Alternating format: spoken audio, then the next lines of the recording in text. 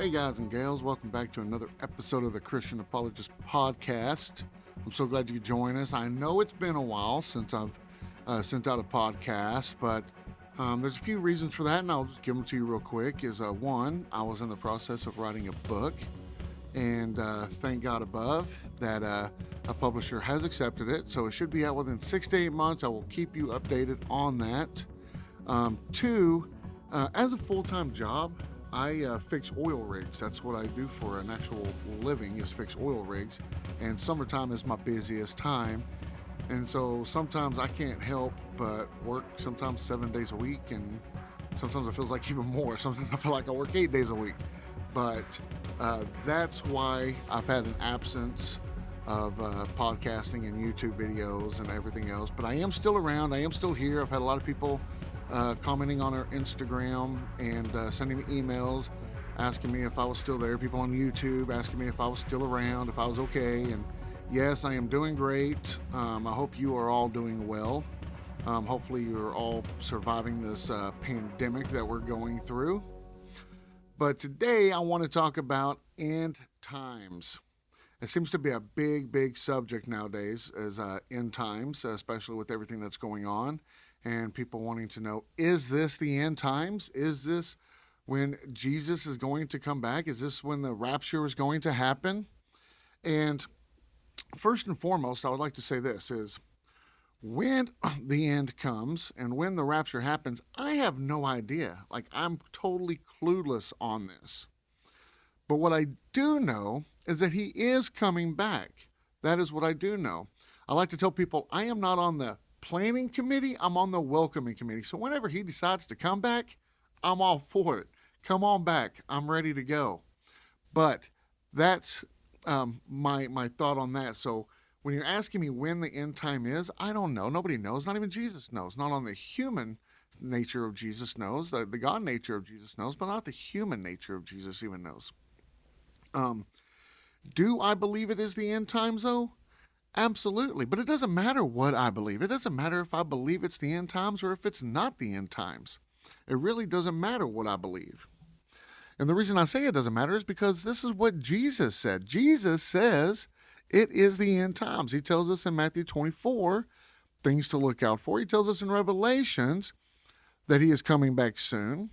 And I know a lot of people are like, well, Jesus has been gone for over 2,000 years. So when exactly is he coming back? How is that soon? But you got to understand that in the Bible, when Jesus and God, when they talk about time frames, sometimes they're talking on human time frames, like earthly time frames, worldly time frames, and at other times they're talking on God's time frame, which God lives outside the realm of time. So, the Bible kind of gives us a little bit of an answer by saying that 1,000 years for us is a day to God, is like a day to God. So even though Jesus has been gone for 2,000 years, that's kind of only like 2 days for God. I mean, if you really think about it. So he really hasn't been gone that long, and through God's perspective. And so when he says he's coming back, I mean, think about it. If he came back any time now, that's pretty quick because it's only been about 2 days, a little over 2 days maybe. So, I mean, yeah, I do think we are towards the end of times, though, because of all the things that the Bible tells us and because Jesus told us himself that he was coming back soon.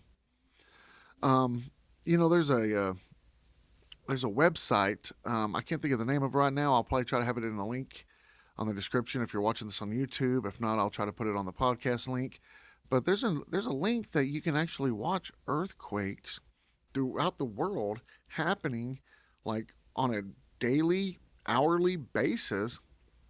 And there are so many earthquakes going on. And I'm not talking about just little bitty ones. I'm talking about huge earthquakes going on hourly, daily, throughout the world.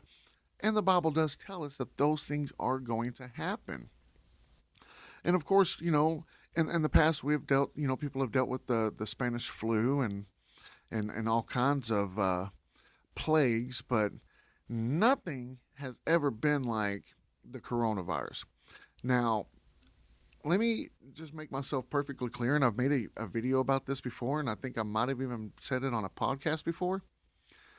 I do not, and these are all my personal opinions, I, for one, do not believe at all that the coronavirus vaccine is the mark of the beast. Now, do I believe it could be a prelude that the devil is going to use to bring out the mark of the beast? Absolutely. I believe that is very possible. But I do not believe it is the mark of the beast. Now, why is that? Well, because nowhere in the Bible does it say it's going to be anything of a medical procedure. And I understand it's a shot. And most of the time when you think of a medical procedure, you think of being cut open, being put under, surgeries and stuff like this. But even a shot is a medical procedure. And so nowhere do I think it's going to be a medical procedure. Two, nowhere in the Bible does it even say that, this is going to be something that you're willingly going to take. You're knowingly going to sit there and take this mark of the beast. You are going to know why you are taking this mark. It's not going to be a secret. It's not going to be a surprise. It's not going to be a trick. You are willingly, knowingly going to pledge your allegiance to the beast, and therefore you get the mark of the beast. I do believe that this mark is going to be a spiritual mark. It's going to be a spiritual seal. See, because before it even talks about the mark of the beast, it talks about God sealing all the Christians. And that seal is going to be a spiritual seal. It's going to be within. And so I do believe with all my heart that the mark of the beast is going to be a spiritual seal. It's going to be a spiritual mark where you pledge your allegiance, but it's something that you're knowingly going to do. So if you're not taking the vaccine because you believe it might be the mark of the beast, please don't do that. And I'm not telling you to take the vaccine. I'm not telling you not to take the vaccine. I personally have not taken the vaccine, but it's just a preference. It's just your choice. I haven't taken the vaccine because I don't believe for 1 minute that anybody should mandate or try to force you to take a vaccine or any kind of medical procedure that you are not wanting to take. To be perfectly honest, if they weren't trying to push it so hard, I probably would have taken it by now. But let's face the facts, folks. Most of the time when they come up with vaccines, they're in 3 to 5 years worth of studies. And this has only been out for a few months, and all of a sudden, boom, they're like, oh, here's a vaccine. They haven't even tested this out on rats. We are literally the guinea pigs for this vaccine, and I am not willing to be a guinea pig for it. If it comes out later and once it is FDA approved, and once they say, hey, all these things are possible with this happening, if you have these certain conditions or yada, yada, yada, if you have these allergic reactions, then I will probably most likely take it. But until then, I am not going to take it. But it doesn't mean you shouldn't take it. If you feel like you need to take it, if you feel like you're in not the best of health, and that it would be better for you or your family to take the vaccine, then by all means take the vaccine. It is not the mark of the beast. Plain and simple. Now, as far as the end times go again, I do believe it is the end times. I do believe the weather is acting crazier than normal. Like I said, I work in the oil field, so I've talked to people from Canada. I've talked to people that live all around the United States. And I was even talking to people that live in Colorado. And I don't know how many people are familiar with Colorado, but it gets really cold there. It's a very, very cold place. And I live in the West Texas area, and it's not really gets that cold here. But we had a pretty mild summer this year compared to what our normal summers are. Our normal summers, we're usually over 100 degrees quite often, and it's pretty dry. But this year's been pretty wet. We've had a lot of rain, and I'm not a fan of the rain because I'm from West Texas, so we don't usually get a lot of rain. So when rain comes, I like a little bit of rain, but not as much as we've been getting.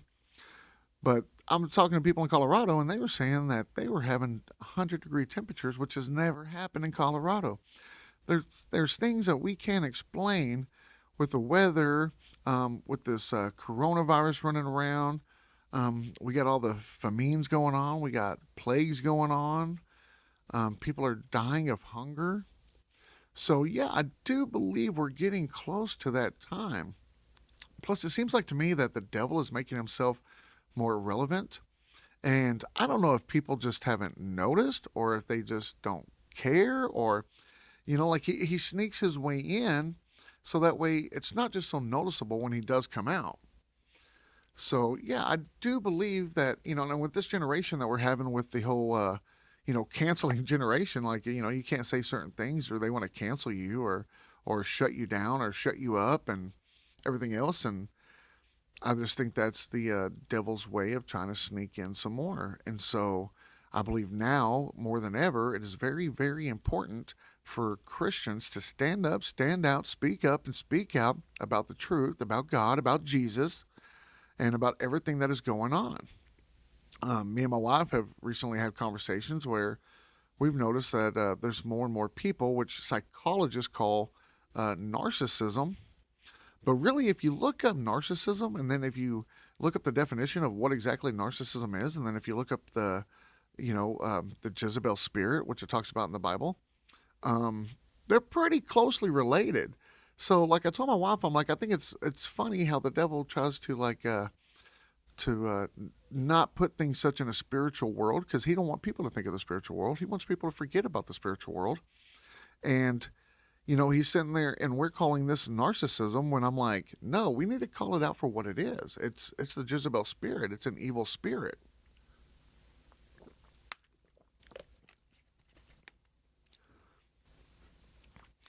But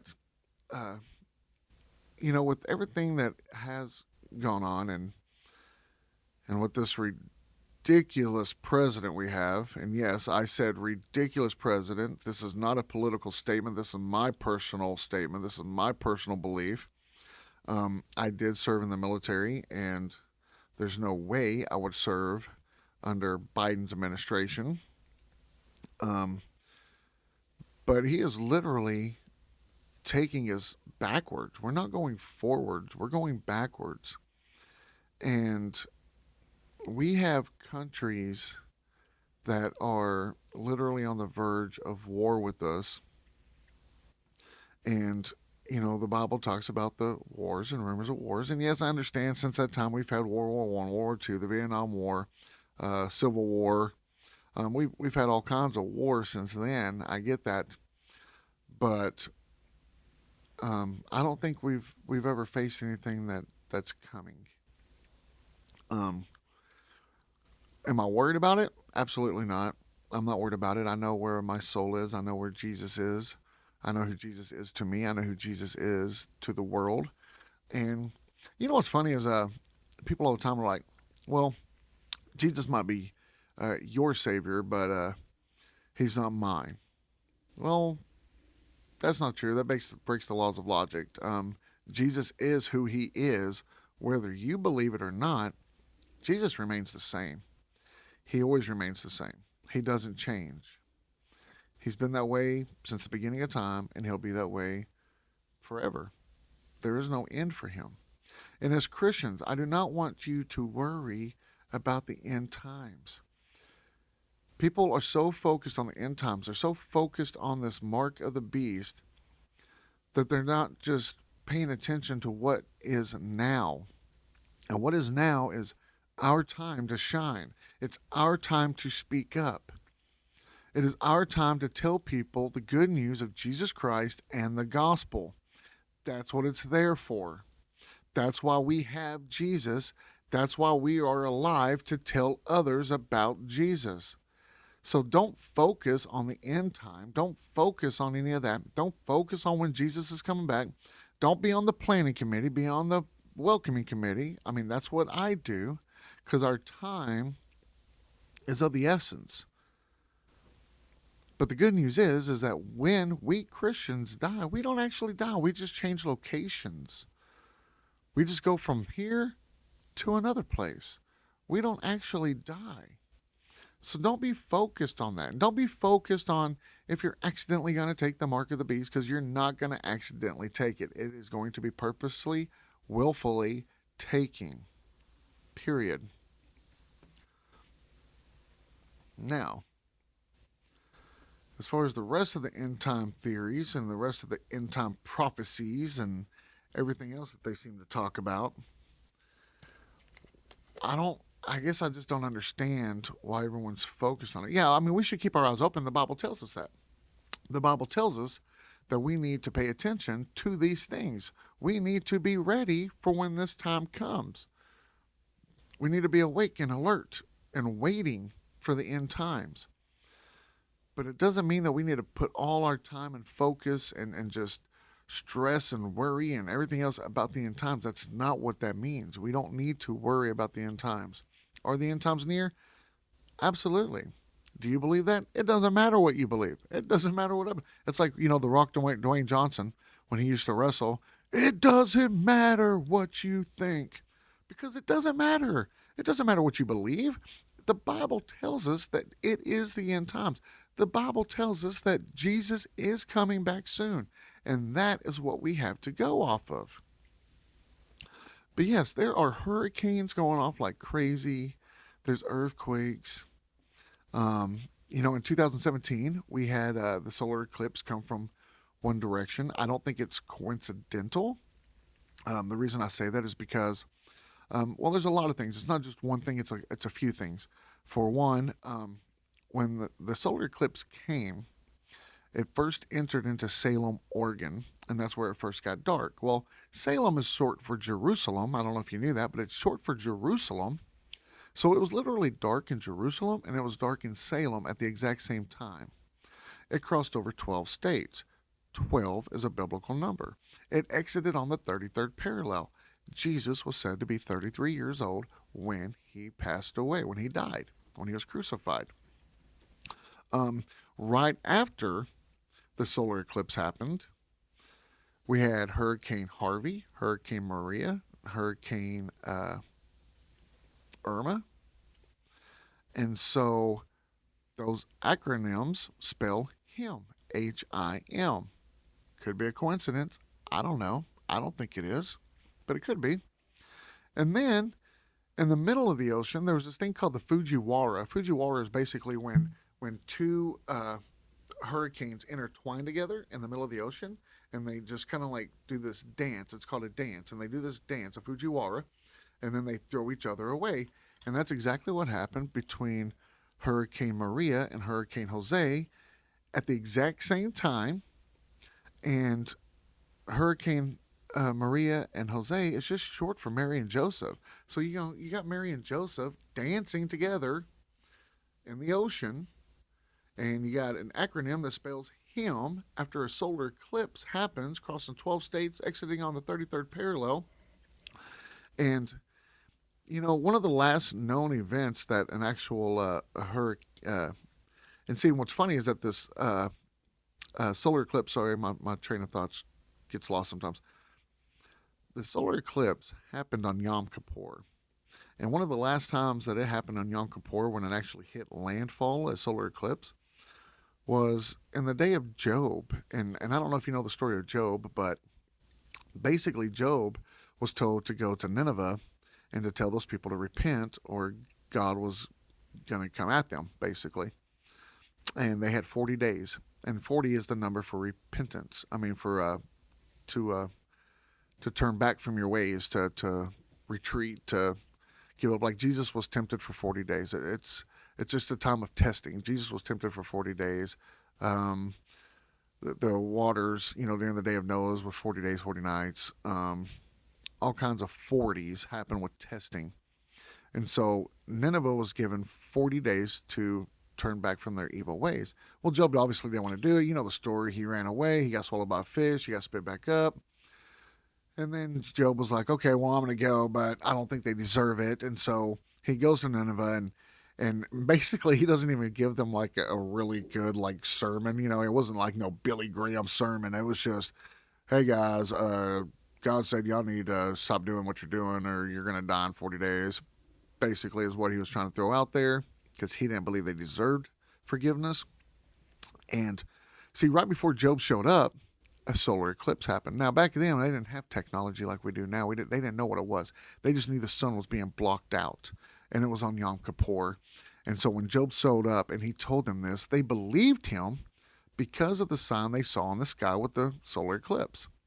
So then here we are in 2017. Now we're 2021, but 4 years ago in 2017, this happened again on landfall on Yom Kippur, and all these other things happened at that exact same time.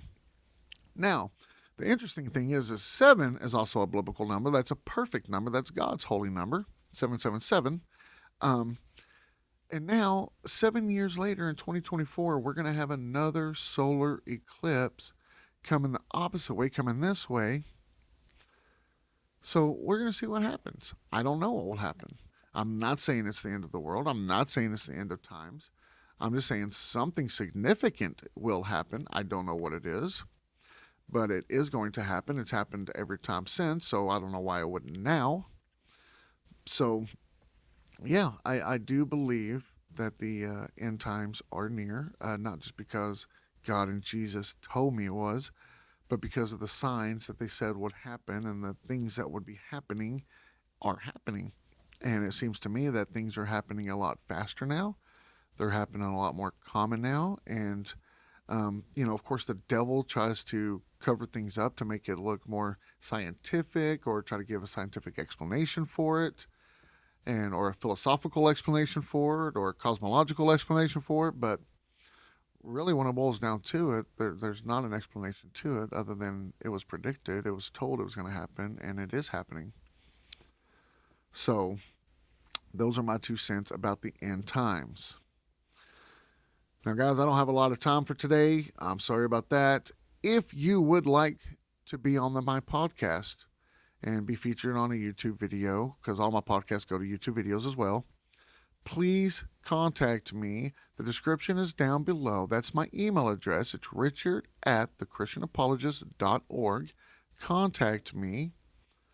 If you have a subject, if you have questions that you want to know about, contact me. Send me your question. Send those to me. I will put it in a podcast as soon as I possibly can and put it on a YouTube channel as soon as I possibly can.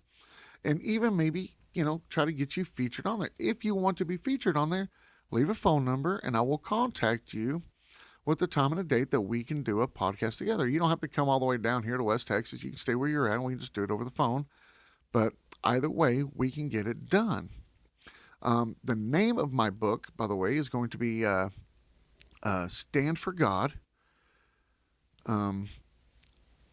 It's basically just going to be about Christian apologetics. Let's see here. It's supposed to be out in 6 to 8 months, according to the publisher, but it's Stand for God. Will the defendant please rise? Evidence for God's existence. And it's not a very long book. It's not a very short book, but it's I think it's right in the middle. I think I've tried to do my best to break it down so everybody can understand what's being said and what's being done, because, there's a lot of Christian apologists out there that I admire and I respect and I watch and I learn a lot from. But some of the wording they use and some of the phrases they use makes it really hard to understand for just everyday basic people. And so I tried to break down everything I could into simpler terms so everybody can understand. I hope everybody likes it. I will put out a bulletin and everything else when the book does come out. So if people want to purchase it, they can. Thank you for all the emails. Thank you for all the Instagram messages. Thank you for all the YouTube messages. Just contacting me, asking me if I'm okay. Yes, I'm okay. I just get extremely, extremely, extremely busy. Someday I'm hoping that, the between the book and the podcast and YouTube and everything else, that I can just do this full time and I wouldn't have to do that, and I could be making more podcasts and more videos and more everything else, writing more books. And so, but if anybody has any questions, any concerns, if you want to rebuttal anything I'm having to say, I am about to start doing speakings at colleges, high schools, churches. And if you think your church or your high school or your college would be interested in having someone come and talk to them, the information is the same down below. Just email me at richard@thechristianapologist.org, and we'll try to get something set up. But hopefully I can be back next week. Hopefully I'm not working and tied up on a rig and it's hot and it's nasty and it stinks, but it pays bills, so that's what I do. So hopefully I'm back next week and giving you another podcast, another YouTube video. But until then, God bless.